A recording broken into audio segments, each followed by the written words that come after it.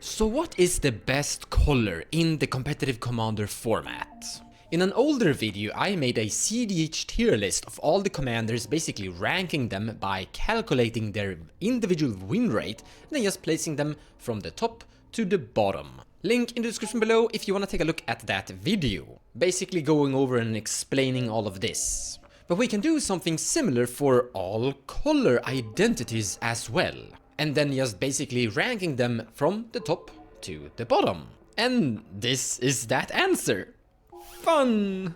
Let's actually disappear for a second so you can see Sans Blue and Absan as well. What you're seeing here are basically Sans Green being the best color and Orzhov being the weakest color combination. But before we continue with the video, I would like to point out that I'm continuously updating this tier list, or all tier lists to be in fact. And if you are a patron of mine, regardless of whatever tier, if you go to my cEDH TV Discord and you scroll down here, you can see cEDH TV tier list and a date, and you can see the updated version of that tier list. But also down here you can see color tier list and basically see what I'm showcasing inside this video.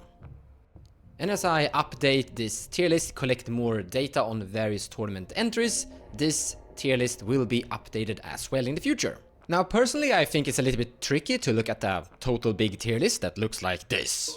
Lots of numbers and yeah, tricky. To make a fast overview, we have 603 tournament entries with an of all 5 color identities, with an average win rate of 23.77. The highest win rate among colors is Sans Green, basically Blue Farm, with a total of 482 decks with an average win rate, or entries I should say, with an average win rate of 25.24. Like I mentioned, this is mostly coming from Blue Farm, but Breya have had a small 19 tournament entries in Pact as well, dragging the win rate a tiny bit down. But we also have the Lucas and Will Sans Green combination with 15 decks with a pretty good average win rate that is also pushing the win rate upwards as well. As well as this Sans Green combination of 11 and Jim with a total of 8 decks that is dragging the total Sans Green win rate down a tiny bit. But Sans Green is still the strongest color combination with the highest win rate among all different color combinations. After that it's Grixis, Blue, Black and Red, with 475 different tournament entries and an average win rate of 24.04. And we can keep going like this until we hit Orzhov with an average win rate of 10% or 10.71% from 12 different decks. Not that popular, and yeah, you might see why they're not that popular. They're not winning that much. But I would like to show you this picture. This is showcasing from top to bottom the highest win rate to the lowest win rate. Because this might be a little bit easier to follow. So Sans Green, Grixis 5 colors, Sans Red, Temur, Sans White, Sans Blue, Absan, Simic, Esper, Mardu, Iset, Sans Black, Azorius, Naya, Demir, Red, Jan, Green, Sultai, Rakdos, Jeskai, Black, Mono Black, Bant, Boros, Mono Blue, Golgari, Gruul and Orzhov. Now the goal with this video is basically to try and answer what is the best color inside Magic, or what is the best decision in your color selection when you're building your competitive deck that you're gonna bring to a tournament. So I've been trying some various different angles to try and figure this out. So what I've done now is highlight all the different colors names in red when they contain the color identity of red. These are all the decks that are containing the color of green. These are all the decks that are containing the color of blue. Here are all the black, and here are all the white. Now you see yellow, but it is white. If we start putting them together, it looks like this. But it's really hard to get a good picture from this as well to see where are the best colors, so to say. Like, if we would see a lot of green in the top section of this and a very low amount of green in the bottom section of this, we could easily say that green is the best color, and vice versa. But we're not seeing that. We are seeing everything a little bit all over the place. So I decided to do this, and I need to shrink a tiny bit so you see the 9 over the black. So what I've done here is draw a line between the middle, basically between Naya and Demir, and calculate the amount of various white, blue, black, red and green you have in the top section, and the amount of white, blue, black, red and green you have in the bottom section. And the answer is that it's pretty equal. There's no real color that is sticking out, that is like showcased a little bit more compared to another color here. They're kinda equal, except black and red, that is a little bit more in the bottom section compared to the band colors. So I did this. It's still this exact same list from top to bottom, the highest win rate on the top and the lowest win rate on the bottom, Orsov on the bottom and Sans Green on the top. And what I think this illustrates in a very good way is that the more colors you basically have, the better you're off. I think that is the big takeaway from this entire video, basically. Also probably something you all guessed when you clicked on the thumbnail. Now there are a few dual colors here that are still on the top, like Simic and Izzet are actually still kinda up there. While we have 3 color combinations, Band, Jeskai and Jund on the lower end. In fact, let's point out a few things. So you have mono red, mono green, mono black, mono blue and mono white all in the bottom section. So all monocolor decks are basically a little bit so-so, with mono red and mono green performing better compared to mono black, mono blue and mono white. But take a look at this. So we have mono blue in the rock bottom. Like mono blue is the weakest monocolored combination. And Sans Blue is still pretty good. Sans Blue is basically Bloodpod, Tymnatan for those who don't know. What this is more or less illustrating is that cutting blue is working out fine.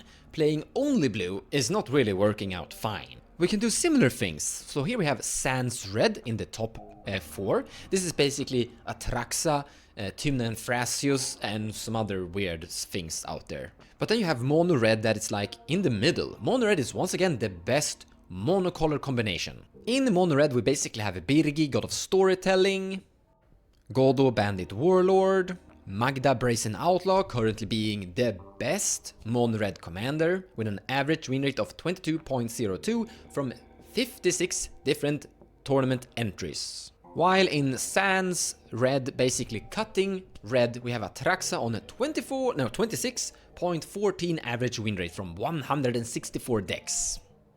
While TNT, Tymna and Thrasius actually made a video talking about how they have been dropping in power level. They have an average win rate of 19.39 from a total of 117 decks, so they are not that great. And here the look is that without red you're struggling. But it's hard to say because Atraxa is clearly not struggling. So I hope this gives you somewhat of a picture, like mono red versus cutting red. Honestly, really hard to say. Once again, we have mono green somewhere in the middle and Sans green, cutting green in the top. This one is actually really interesting. So we have mono black, a little bit in the bottom section, and then Sans black, cutting black, somewhere in the middle. My takeaway from this is that black is kinda key.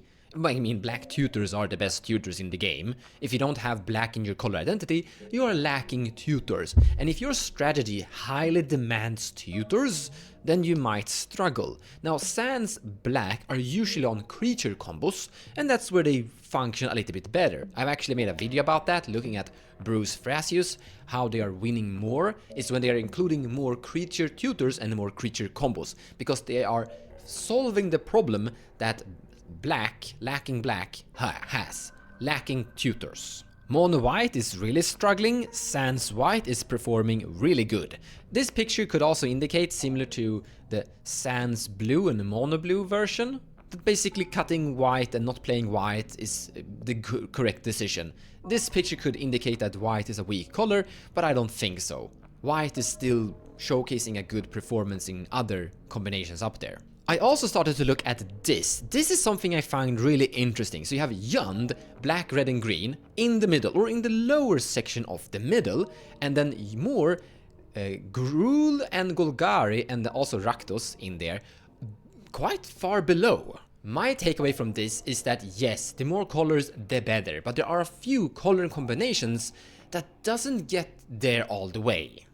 For example, here we're lacking green and black Jeskai, 17.83 average win rate from 74 different unique deck entries into tournaments. while Esper has something like 22.35 average win rate from 389 different tournament entries. This is mostly Tivit, but also Malcolm and Tubna and Sur. Mardu is actually doing kinda okay, so 22.11 from 163, and Yund on 20.32 on 108. If we look at Grixis, we have Grixis second to the top, and then we have Demir definitely in the middle, and Rakdos just a little bit lower than the middle.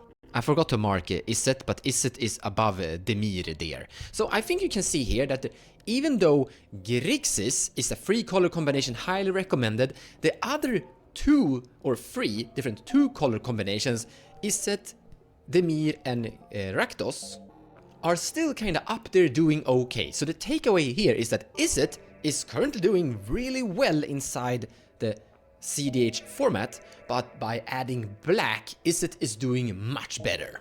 You could also say that Demir, black-blue, is doing fairly okay, but by adding red, it's doing amazingly better. Jumping back to Yund, we once again have Golgari, Gruul and Rakdos down there quite low, and by adding the third color to make Yund, it isn't jumping that high up. So I hope this contrast, looking first at Grixis, looking at Yund, is showcasing somewhat of how different color combinations perform better. So you have some small synergies in dual colors and the more synergies suddenly in 3 colors. But you start to see that some dual combinations are just functioning better in general. The Grixis dual color combinations are just okay in general, while the Yund dual color combinations are just not so amazingly currently. In other words, green might be the problem, because that's the big difference between like Yund and Grixis. So once again, I think that the big takeaway from this video is that the more colors you have, the better you're off. And the fewer colors you have, even down to monocolor, the weaker you are.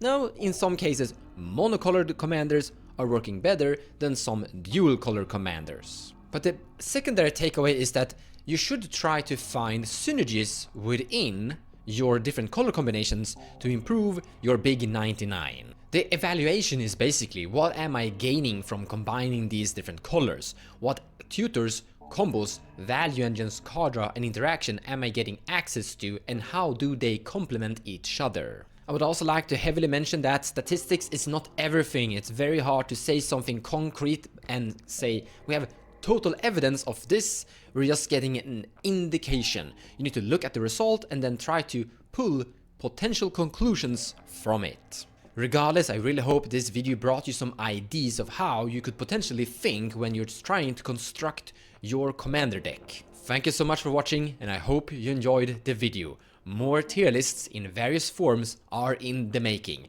We have combo tier lists, we have stacks tier lists, and other concepts that I'm kinda currently working and calculating on. Take care, and I'll see you in the next one.